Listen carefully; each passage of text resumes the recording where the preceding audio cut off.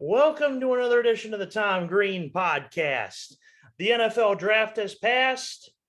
It's time to talk about our winners and losers. It's time for me to get back on the Tom Green Podcast airwaves after a couple of months of back and forth stuff with Tribune covered teams and whatnot. But here we are back again doing some NFL content. We got some Lions stuff that we got to talk about. We got some draft post analysis that we want to talk about. Nonetheless, we brought in someone from one of the great podcast groups around the Twitterverse. I'm in 3 different podcast DM groups, the podcast NFL Chat and Talk, NFL Train. And this guy is definitely prominent on the podcast groups, and we're glad to have him here. He is TJ McKinley. Welcome to the show, TJ. Hello, Tom. How you doing? I'm doing pretty good. It's great to have you on the show and ready to talk some NFL. So first off, tell us a little bit about yourself for those that have not listened to TJ McKinley on the shows. Okay. Hello, everybody. This is TJ McKinley. You can find me on Twitter at Mr. TJ Savage, as it says right there. My major is business economics. So anybody who watches this who is a business person, you want to get in touch with me doing business, hit me up at DMs at Mr. TJ Savage. And I'm new to this podcast thing, even though I've helped a lot of people out, but I'm new to being on camera. So let's just get started, Tom. Absolutely. And hey, there's a first time for everything. So I was a first time podcaster too, and a first time writer and a first time radio guy. So it happens, and I'm looking forward to it. So we're talking the NFL draft. Here's some winners and losers. First off, why don't I say it? One of the big winners of this draft is the Detroit Lions. And it's not just because I'm rooting for my own Detroit Lions team. It's because let's first look at the start of this draft. A lot of people thought the Jaguars were going to take Aiden Hutchinson with that first pick. From the time week 18 ended to about 2 days before this draft happened, a lot of people thought Aiden Hutchinson or Kayvon Thibodeau was going to be the guy in Jacksonville. So as a Detroit fan, my first thought was, okay, I want Aiden Hutchinson or Kayvon Thibodeau. If I can't get either, then trade down. Oh, wait, we're the second pick in the draft, so we're going to get one or the other. So there was pretty much no reason, at least in my opinion, to trade down. And the Lions got their man because the Jags got Trayvon Walker from Georgia, which Georgia had a very impressive draft, drafting 5 defensive players, at least in the first round, in the first 2 rounds. Correct me if I'm wrong there, but Georgia and the Detroit Lions are 2 big winners to start. Tell me the first big winner that comes out in your mind. What, NFL team? Yep, NFL draft. I feel like the Eagles did a good job on drafting. It's like every 5-10 picks, they picking up somebody new. Like they really was active this draft. They really trying to build around Jalen Hurts, it seems. Yes, the Eagles had a decision coming into this offseason because Jalen Hurts was all right. I mean, he wasn't necessarily the elite guy for Philadelphia, but on the other hand, the Eagles made the playoffs, and part of that was because of Jalen Hurts. So the Eagles had a decision to make, and their decision was most vastly to keep Jalen Hurts. And the first thing that came to my mind once that decision was made was I think everybody saw it. The Eagles traded for A.J. Brown, which makes, in my mind, one of the losers of this draft, the Tennessee Titans, for exactly that reason, getting rid of A.J. Brown. Julio Jones hasn't been the Julio Jones that we've known from Atlanta, okay? A.J. Brown was the number 1 guy for Ryan Tannehill. You trade the number 1 guy, and who do you get out of it? A couple of draft picks and drafted nobodies that really we haven't heard of. Tennessee explained this to me. So with that said, who's a loser of the draft? I'm gonna have to go with my Browns.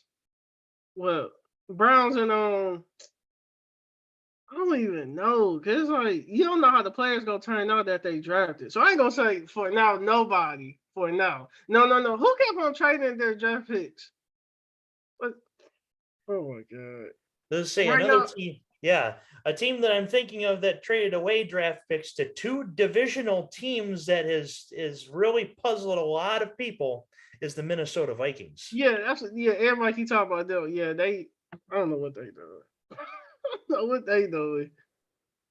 Yeah, the Detroit Lions traded with the Minnesota Vikings. They traded up to grab the wide receiver out of Alabama. The name is kind of escaping me for right now. Jamison However, Williams. yeah, Jamison Williams. That's right, Jamison Williams. It had escaped my mind for the moment, but nonetheless, the Lions traded up to grab Jamison Williams with the Vikings, which was crazy. Here's a tweet I pulled up from Hot Take Empire, and I'll retweet this once the show is done. Aqib Talib called one of the Detroit Lions games in week 14. And of course, the tweet says this was in week 14, and Aqib Talib even went on to say he'd go after Jamison Williams. So here was Aqib's creed, as far as the Fox broadcast had said. Offensive line, team strength when healthy. First overall pick, take Aiden Hutchinson. They did that. Late first round pick, take a top wide receiver. May need to trade up to get your guy. The Lions did exactly that by grabbing Jamison Williams. And Jared Goff, one more year to show he's the quarterback.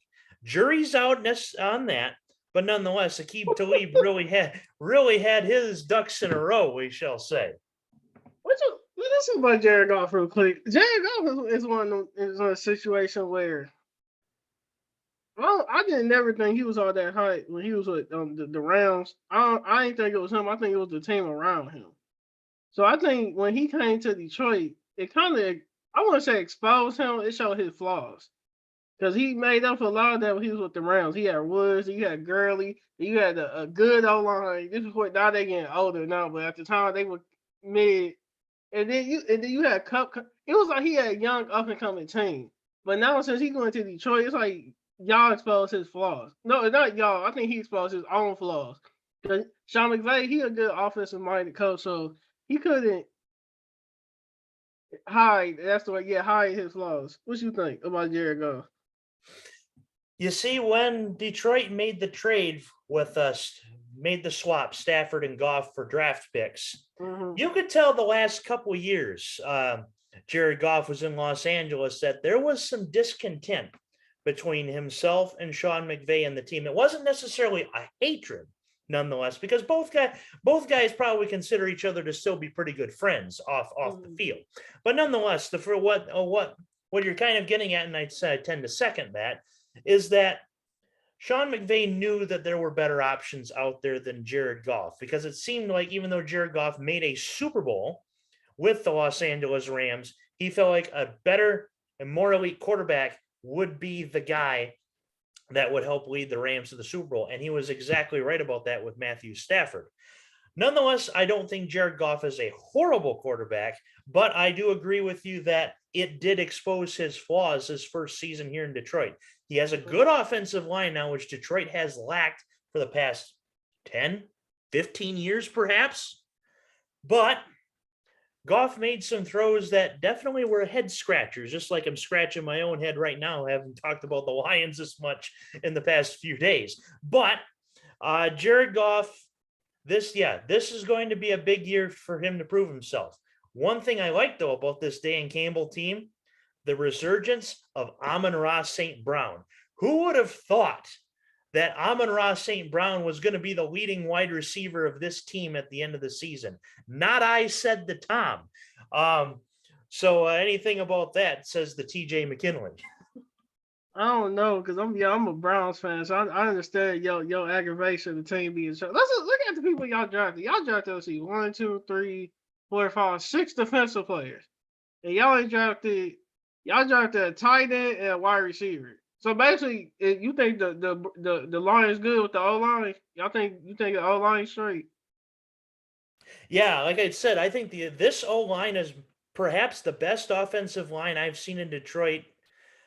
Well, all the last 15 years except for one, and that was the last Jim Caldwell year when they went 9-7 and Quinn mistake, what turned out to be a mistake, fired Jim Caldwell. They had a good offensive line that year. Besides that, they had a good offensive line all last year when of course when they're healthy. The defense was the problem. That said, Aaron Glenn is not a horrible defensive coordinator. That defense stayed in a lot of games that perhaps Detroit shouldn't have. Yes, they were a 3-win team, but they could have easily been a 6 or 7-win team had it not been for a silly bounce off the crossbar. Thanks, Justin Tucker, a Vikings field goal, and a tie. There's 3 wins right there. That makes 6. So that tells me this team, despite three wins, is not too far off. Okay, so you feel like that's the reason y'all drafted all these defensive players? Yeah, part of it is, like I said, the offensive line, and like I said, the defense was the problem, even though it wasn't the overwhelming problem like it was under Matt Patricia. You think Aiden Hutchinson and Jameis Williams? How you think they're gonna become star players? I guess, or market? Because I always look at everything from a business point of view. Sure. So you think Aiden Hutchinson and Jameis Williams gonna be like y'all? Let's say base players that y'all build around. I wouldn't say in year 1, but I could see it by year 5. If by year 3 they're not really building to where they should be, then we might be looking at trading them down the road. But right now it's all development. This point, and we've seen it before. Number one example of a prodigy that did not take time to develop himself once he went pro is Jamarcus Russell. I think we all remember seeing a lot of those tapes, especially Stephen A. Smith. Evidently spend the money on a bunch of donuts. That was Jamarcus Russell. In fact, I'm sure you've seen the meme, and it's true.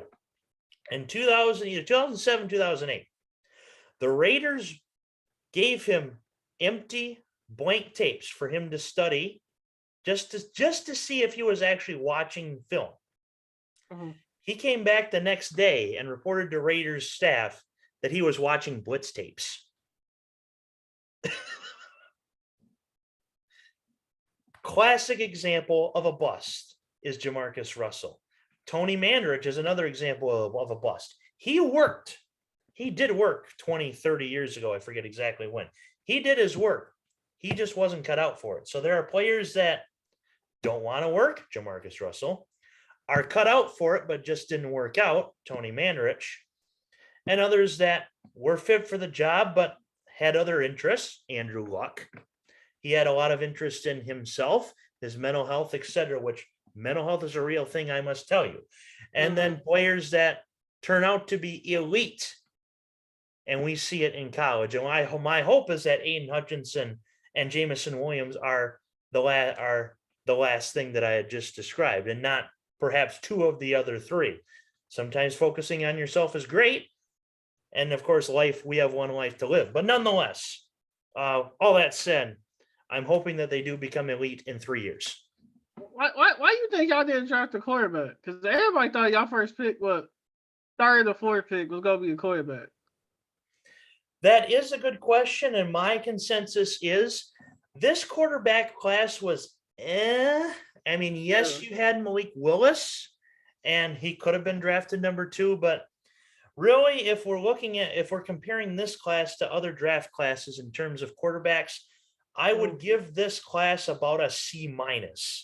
Only if you absolutely had to have a quarterback and you had nothing do you take a quarterback with the first pick in this set draft. If you had nothing. Detroit's got Goff.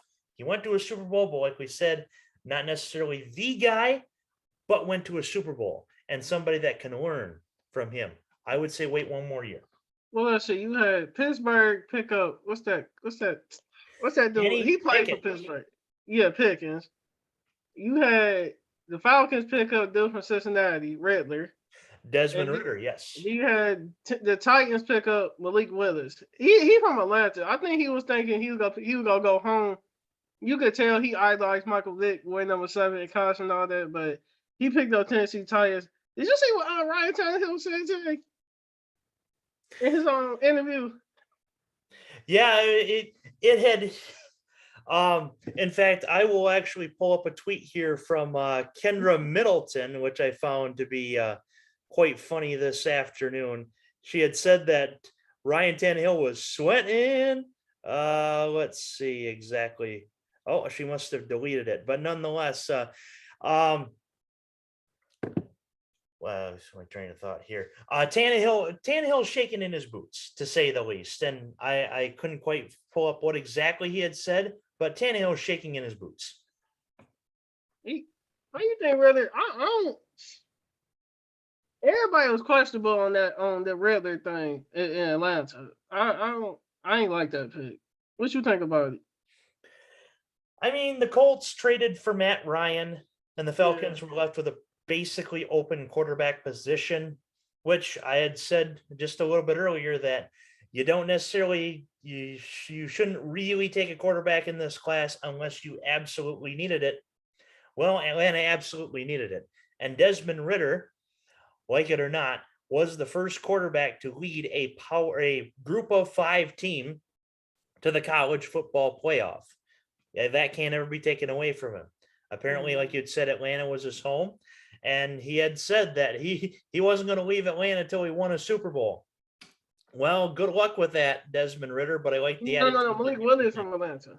Malik Willis is from Atlanta. Thank you. Yeah. But home or not, Desmond Ridder had said that he was going to be here until he wins a Super Bowl. Good luck with that, Desmond Ridder. But I'm sure Falcons fans love the attitude that he presented to that squad. Then the Pickens. Now we all knew. I don't think Pittsburgh, even though I'm a Browns fan, I don't think Pittsburgh should wasted their pick with Pickens. I ain't like y'all signed Trubisky. Like I keep telling everybody, they just getting Trubisky for now. Like he only gonna be there for like a season and a half, and they go trade him. Like he just they just desperate for a quarterback now. Like what you ain't that how you looked at it? Like they just got him for now. It was a big surprise that Tomlin drafted Kenny Pickett. It's a hometown connection because, well, Pickett played for Pitt and now he's with the Steelers. But I had heard through the grapevine that Tomlin was licking his chops about Malik Willis, and it stunned me that the Pittsburgh Steelers did not draft Malik Willis. That said, Trubisky led the Bears to the playoffs, and he led a Bears team with a head coach that looked like he really wasn't sure about his own offense the whole time to the playoffs. Is Mitch Trubisky elite? I don't think so. But is he a quarterback that helped lead a team that perhaps shouldn't have made the playoffs to the playoffs? He is. So is he somebody that I would perhaps look at learning from? Maybe. It wouldn't be my first choice, but let's remember that Trubisky, love him or hate him, has had success in the NFL, just not an overwhelming ton that we would love to see. You think he led? I think it was because of the defense. I don't think it was because of him for real. Yeah, but like I said, Trubisky is good, but not elite. Because if the status of horrible, bad, good, elite, I would put him in the kind of in the middle, right, straight down the middle towards the start of good, but not more than that. Yeah, because then they tried him to with Buffalo. He was behind Josh Allen, and now he with the Steelers. That's great. Yeah, this quarterback class, I don't think nobody was feeling it. Cause they are old. They are old. Like they just old. You know, people want young quarterbacks. They was all old. Yeah, that's also the thing about draft these quarterback drafts is that you want somebody that's 20, 21, 22 years old, and you had a bunch of 24, 25-year-olds, and yours truly being 26, I probably could have been one of those quarterbacks in the draft. Would have looked like Ben Roethlisberger out there. Yes, I have a pretty big frame at 5'9" and about 235, but nonetheless, Big Ben I would be. But Yeah, we had talked about that. You'd want somebody that's more of 20, 21 years old to be your quarterback. So tell me about your Browns too. You had said they were kind of losers in the draft, but with Deshaun Watson and all that, what's your outlook right now for the Browns? If Deshaun Watson can play, 'cause they still ain't said he cleared the night. Well, I ain't seen they clearing night unless somebody, people in the know. But it's just like it was some questionable picks. Like I don't want to bash somebody right now because I'm gonna see how they do. Like how like with Detroit, you gotta see because y'all drafted a lot of defensive players. But it's like I don't know. Like Brown fans, they not too happy about them picks. Yeah, they not too like we should got some D linemen out the gate. What else? Like we needed receivers bad. And they just why they picking up receivers? Like it's crazy. They dropped a running back. We don't need no running. Let me see. Let me make sure I know what I'm talking about. Hold on, but while I'm doing this, how you feel Detroit gonna do in the future? All these defensive players y'all drafted. Well, I do see a definite improvement in the defense come next season. That being said, in the win total, I could potentially see a 7-10 team out of these Detroit Lions. And like I had broken it down earlier, they were, let's face it, 5 points away from being 6-11 last year. They were within 5 points of being 6-11. If they a play here, a play there, a couple plays here, 7-10. They were in almost every ball game. Now the two real bad losses we had, one to Philly and one to Seattle, they weren't in it for most of the game. So almost like a golf game where your good holes are decent, but your bad holes are terrible. It means that you're not a very good golfer. If your bad holes are still about a double or a triple bogey, then that means you are a decent golfer. The Lions have to iron out those kinks, especially on defense, and I think they will start to do that next season. I like the Dan Campbell attitude. I like the mentality. I am really looking forward to Hard Knocks later this year with the Detroit Lions. I think a lot of us are. Oh, But y'all that's the don't? thing. Yeah. Mm-hmm. So, but that's the thing is that the defense has to tighten up the kinks, and the offense has to stay healthy too. They gotta have more wide receivers than Amon-Ra St. Brown. Trinity Benson was supposed to be okay, but they lost him. They lost a couple other good wide receivers too to injury throughout the year. So it's got to be healthy, better defense, 7 wins. We picked up 3 dudes from Oklahoma. Oh, they got jokes. Perhaps is that the Browns' way of trying to keep Baker Mayfield? Or get rid of him trying to be funny. We picked up 3 dudes. Let's see. D tackle Period Winfrey. Picked up Michael Williams the second wide receiver. And we picked up Isaiah Thomas at the end. That's 3 dudes. They got jokes. Let's see. What you feel about tight ends? You think tight ends are even a factor anymore when it comes to these draft classes? Yeah, the Titans. No, Like tight ends. Tight ends. oh, Tight tight ends. I'm sorry.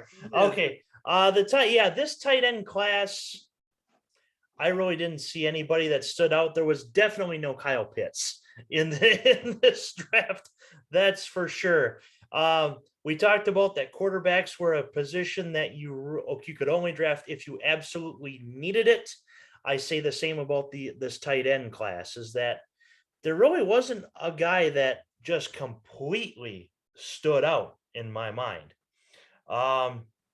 In fact, to be completely honest, the first tight end that sneaks up to my mind is Luke Schoonmaker, and he was Michigan's tight end, and he's still on the University of Michigan. So that tells me that the tight end class this year was not something I would really look at. Maybe like 6th, 7th round, but not something that I would necessarily look at doing, I guess.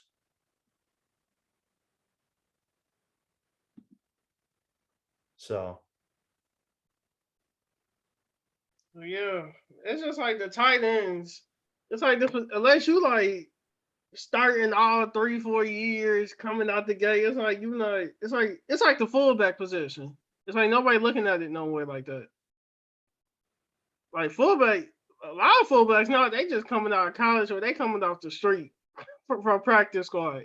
Because I said back in the day, fullbacks used to be one of the positions everybody got drafted. Well, late round. It's always been a late round. Like you put fullback. Now it'd be like, okay, we need another receiver, or yeah, give me another D and corner. You know what I'm saying? It's like fullbacks just don't matter no more. Like tight end. Well, tight ends are still a factor. They just not used no more like they used to. Right. And yeah, the fullback position, I mean, you do have a third down back, it seems like, but that seems to be more of in the college game. And your third down back is usually an even faster back than your first and second down back. The NFL has gone to more speed rather than size over the last few years. That's why the triple option offense, even though I love seeing the triple option offense, it really doesn't work a lot in the National Football League, is because it's simply because of speed.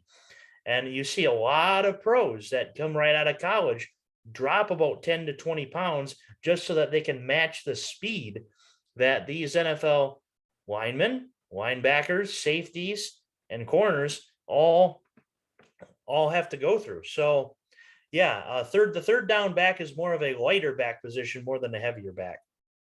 Mm-hmm. So yeah. No, go ahead. Oh, yeah, I thought about rapping, but go ahead. You go ahead. What you got? No, that's what I was about to say. Is there anything else you want to talk about? Okay. Yeah, we're pretty much on the same boat here. So yeah, that's a lot of NFL drafts. We talked a lot about the winners and some losers. I guess one more question I have for you is, what do you think about that Patriots first draft pick? It was pretty strange, wasn't it? Dude from Chattanooga, Tennessee. Yes. Bill Belichick being Bill Belichick. Like he always do that every he always get a random dude and somehow make them be good. Oh, he always do that. What you think? Yeah, that's pretty typical of Bill Belichick. And Brady has had to hide a lot of issues that the Patriots have had over the years in terms of talent that they have. And I'm not, of course, the Patriots make 3-star players 5-star caliber. Let's make that pretty clear. But the thing is once Tom Brady left, the Patriots took a real downturn, and now they're kind of. So right now, honestly, the Patriots are in this curve. They're kind of at about here, which for those that are listening on audio and not video, which is about the middle of that curve, of that bell curve that goes down and then up. We're at about the middle of that curve. So we'll see how it goes for the rest of this year. But nonetheless, yeah, the Patriots definitely are quite a surprise when it comes to draft picks like that. So we've had a good 25, 30-minute conversation. It's good to always have you on the show. Anything else you have to add to this wonderful Tom Green podcast? This is TJ McKinley. You can find me on Twitter at Mr. TJ Savage. I'm new to this podcasting thing, but I'm learning. You can find Tom Green at Twitter, of course. What's your Twitter? Personal Twitter is at TomTV23. Podcast Twitter is at Tom Green Pod. I use the personal a lot more than podcast. I'm public on either. Follow me. Yeah, so you can follow us on them Twitters and spread the Twitters. I mean, spread. Follow us on Twitter and spread the podcast. We want everybody to hear this. Thanks for having me on, Tom. Absolutely. Definitely a pleasure to have you. He is TJ McKinley, and this has been the Tom Green Podcast.